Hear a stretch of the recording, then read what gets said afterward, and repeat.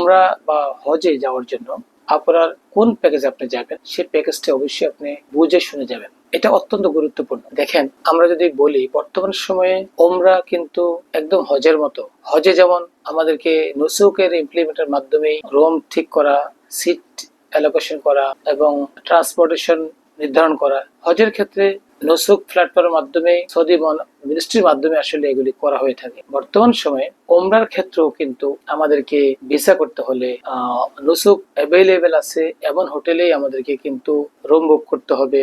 সেই হোটেলে নুসুকের এভারেজ ঠিক থাকা লাগবে, তাহলেই কেবল আমরা নুসুকের অ্যাপ্রুভাল পাবো, তারপরে ভিসা করতে হবে। এই যে জটিলতা, আসলে এই জটিলতা আসলে দিন দিন বেড়ে যাচ্ছে। দেখুন, হজের ক্ষেত্রে সৌদি হজ মিনিস্ট্রি আসলে একটা ম্যানেজমেন্ট পার্ট রাখেন সাপোর্ট করার জন্য, কিন্তু ওমরার ক্ষেত্রে কিন্তু সেটা করে না।